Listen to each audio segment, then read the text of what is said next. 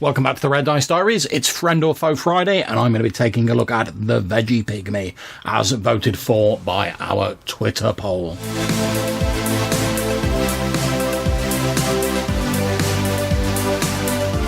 And you've probably already noticed before we get started that I'm not joined by my lovely wife Hannah as normal, and that is because, well, we've had to record this a little bit late just because we've been quite busy this week, and the way our work schedules rarely sync up, unfortunately we weren't both available to talk about it. And since Hannah's working late, I said I'll record the episode and then hopefully we can get back to doing it the normal sort of duo thing next week. So I'm afraid you're just going to have to make do with me for this one episode. So the Vegepygmy appears in the AD&D Monster Manual 2, first edition by Gary Gygax. And in here it says they're vegetable creatures of low intelligence. They organise themselves into regional bands and live by scavenging and hunting. Apparently they vary in colour and size, although normally their colour sort of matches the vegetation and such like in their surroundings. We're told that their height is directly related to their hit dice, those with one hit dice being 2 feet tall and a half a foot getting added for every hit dice over 1. As with a lot of creatures in the sort of first edition ones, it gives you a bit of a breakdown of their sort of structure, and you know if they're going to have leaders. So we're told for every 50 Vegepygmies, there's one sub-chief of 5 hit dice and 2 to 5 bodyguards of 3 hit dice each. Every band has a leader of 6 hit dice, and he has 2 to 8 bodyguards of 4 hit dice each. We're told they only take 1 point of damage from piercing weapons, due to their sort of vegetable nature and not having internal organs in the same way as an animal creature would do. Electrical attacks do no damage, again for the same reason. Fire and cold do normal damage, and they're immune to all charm and enchantment spells except for those that affect plants. They always have saving throws against enchantment, even when one is not normally given. They normally lair in dark, warm underground areas, although some may be found in dark forests, and they tend to form bands near their main food supply. They're short bipedal creatures with sharp thorn-like claws, and they have sort of like leafy frill-like tendrils around their shoulders and abdomens, etc. So nice to see even the plants are preserving a little bit of their modesty there. And we get a little sort of black and white picture, as is typical of the artwork in the first edition monster manuals. It shows this weird sort of bug-eyed plant creature with a slightly sort of drawn and leathery looking complexion, and it's holding a crude stone axe. We then move on to the second edition Monster Manual, and so let's see what the Vegepygmy's got in here. It's been rechristened the Mould Man. The stats are pretty much the same, although we're now told that the Vegepygmy sort of label is a derogatory term, and they're short bipedal fungus-like creatures. And obviously we know in sort of real life that funguses are different from normal plants, but I think that's a little bit academic for D&D. Although, let's face it, us old schoolers, we do love our weird funguses and our mushrooms in our games, so why not? Again, their colour matches their surrounding. They don't have a spoken language, we're now told, but they are capable of vocalised cries. They normally communicate by tapping on their chests and on trees or stone. So that's a nice little bit of extra flavour there. The descriptions of their sort of society and their leaders, etc., is pretty much the same. They still only take 1 point of damage from piercing weapons, and they've got all the immunities, etc., that they had previously. We get a little bit extra on their habitat and society in the second ed version. We're told they form primitive settled tribes. They coexist well with plants and fungus life. They often use shriekers to guard their lair, and mould men native to the lair can pass by these shriekers unnoticed. Normally we're told that russet moulds are also found in their vicinity, which might go some way to explaining why they've been sort of redefined as mould men, because you can link them all in with all their moulds and stuff like that. They also have been known to associate with myconids, obviously the mushroom men, which view them as sort of like rustic cousins. So I find it quite interesting to think of like the sort of myconids see like Vegepygmies as like they're sort of like hillbilly sort of like cousins. So I think you could definitely get some story mileage out of that. We're told that they live by scavenging and hunting. They'll eat meat in any condition from fresh to rancid. In times of great need, they've even been known to eat others of their own kind, or even myconids, although they seldom attack members of their own tribe. Then the next book that I own that I could find mention of them in, and they might have appeared in other editions and other books that I just don't have, but the next book I've got with them in is the Volo's Guide to Monsters for 5th edition. And once again, they get back to being called Vegepygmies rather than Mould Men. I mean, sometimes I wish D&D would just like make its mind up on what it wants to call things and stick with it, but never mind. They're still fungus people, although it does say they're also called mould folk or mouldies, although it's not in the title here. They instinctively have a kinship with other plants and fungus creatures, as previously. They get on well with myconids, shriekers, and now violet fungi, we're told. They prefer to eat fresh meat, bone and blood. They can absorb nutrients from the soil and many other sorts of organic matter, so they rarely go hungry, but it seems to suggest via the tone here that they prefer that fresh meat, if you know what I mean. They don't build and craft much. They communicate by tapping, as we've said previously, although they have been known to copy or imitate simple constructions that they've witnessed.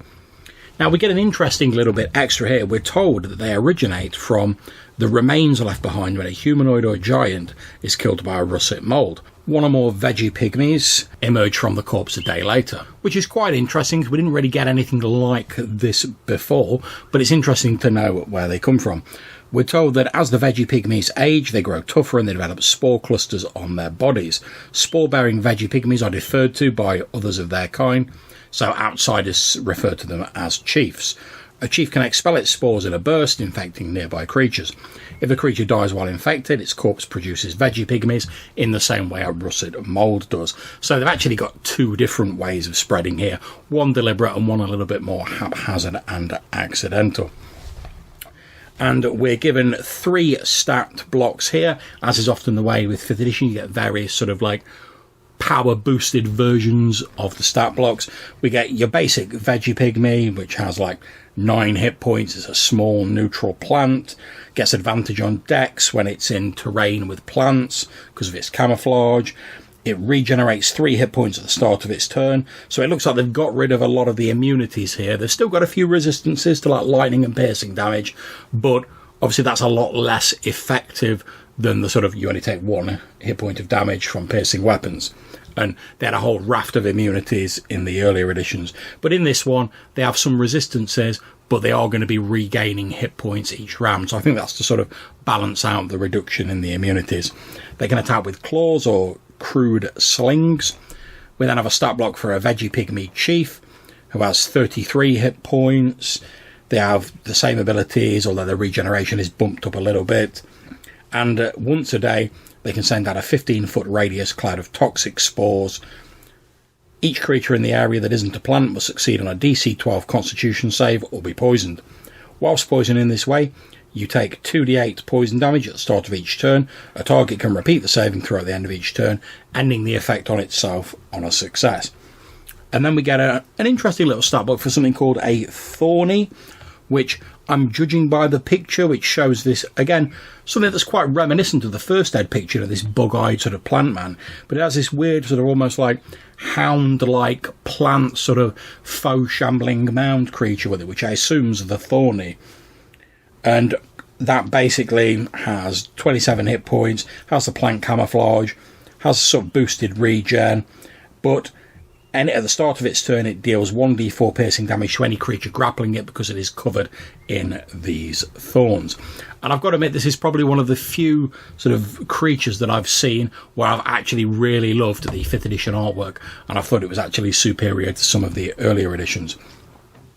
And it doesn't actually seem like they're trying to fill up a load of pages. I mean, this is a double page spread, but you only have like a fairly small picture, 3 stat blocks, about half a page worth of background, but there is a nice little box out which talks about russet mould, which is basically used as a natural hazard or a trap, and given that they've sort of linked the two of them together, it's nice to see that getting a little bit of expansion.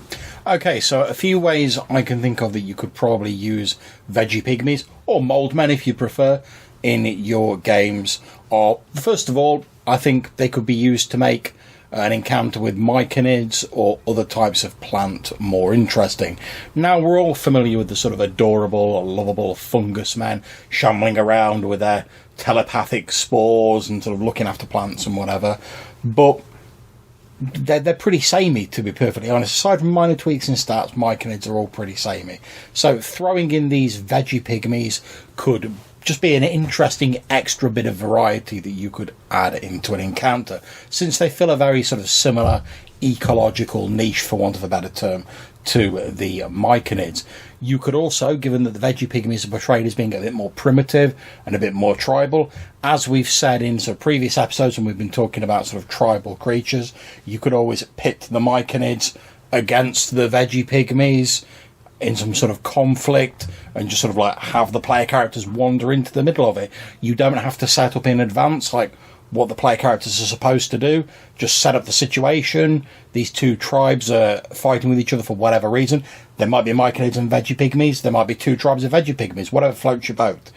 But you can just set up this conflict. You know, maybe they're conflicting because there's a particularly large sort of mold-friendly patch of terrain that is going to allow whatever Vegepygmy tribe that possesses it to create more of their number and expand vastly and become the dominant mold men in the area. So perhaps there's two tribes competing.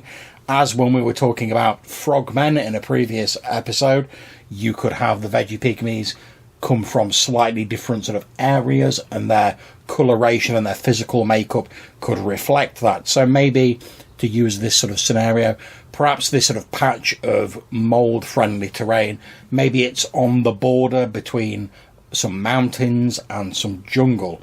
Now, obviously, different vegetation grows in mountains and grows in jungles, so the Vegepygmies that sort of rise up in that area will have different colorations and physical makeup to camouflage themselves better within their sort of particular ecological niche, and that'll make it easier for the player characters to sort of differentiate between them, and also it'll give them a sort of idea that when they first bump into this scenario, oh, maybe there's more than one group of them, maybe they're not sort of aligned with each other, and then they can go on to further investigation, rather than just seeing some Vegepygmies and just being like, oh, it's some mold men, and thinking they're all sort of one homogenous bunch. Another way I think they could be used is, as I said earlier on, I love the idea that the myconids look on the sort of Vegepygmies as like they're slightly rustic, in inverted commas, cousins, and I think that could be a fun thing, you know, if the player characters have established like a rapport with a group of myconids, maybe they're like, oh yeah, we'd like you to do us this favour, we'd like you to retrieve this special fertiliser or this item or whatever for us, and they're like, oh, that's not a problem, and where do we need to get it? And they're like, oh, yeah, actually it's out in the swamps with our cousins. And you can, obviously you don't have to play up all the sort of hick stereotypes, but you could have a lot of fun with running the mold men as having very different priorities to the myconids. So obviously in this hypothetical example, I'm sort of imagining the myconids as being like the slightly more urbane, sort of civilized, in inverted commas, plant people, and the Vegepygmies are the slightly more sort of primitive, back to nature sort of types. But you could tweak that, you could play around with that as you see fit.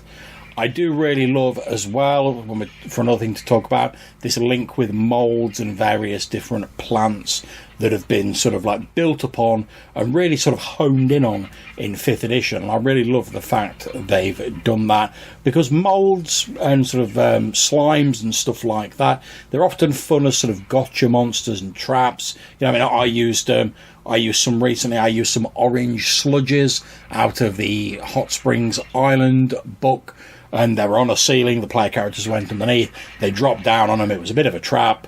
They managed to burn them off the person who got covered in this orange sludge, and they went on their way.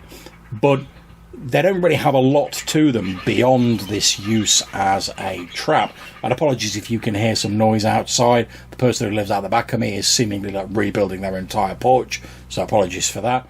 But yeah, these molds and these slimes, they don't actually have a lot of interest or facility for use beyond traps or the quick sort of gotcha, whereas having the Vegepygmies sort of worked in with them and sort of built in with an ecology with these sort of slimes lends them an extra depth and makes them seem more just like, oh, it's just a quick trap that the gem's dropped in to like tax us some hit points or whatever. So if you come across some russet molds or whatever type of molds are your preference, and at first you think, oh yeah, it's just a trap, and then later you find out they're in this weird sort of symbiotic relationship with this Vegepygmy tribe that's nearby, it not only gives a reason for both the Vegepygmies and the moulds being where they are in your game, but it also makes your world feel a little bit more lived in and have a little bit more sort of depth and three-dimensionality to it. Because rather than you've just dropped a couple of random plant monsters in because this is the plant bit of the dungeon, you've now sort of hinted that there's actually a deeper ecology and sort of method behind it, even if there isn't. But sometimes the mere hint is enough to give that extra depth to your game. So there's some ideas for using the Vegepygmy in your games. Hopefully you've enjoyed this episode. Hopefully we'll have Hannah back with us next time. If you'd like to leave us a message, maybe be featured in a future voicemail episode, you can do so in a few different ways. You can leave us a voicemail using the SpeakPipe website. There's a link in the description of this show. Or if you're having trouble with that, we still have our old Anchor link, again, link in the description below, which you can use to send us a voicemail, or you could drop us an email to rddrpgpodcast@gmail.com. Until we see you next time, take care, stay safe, and happy gaming.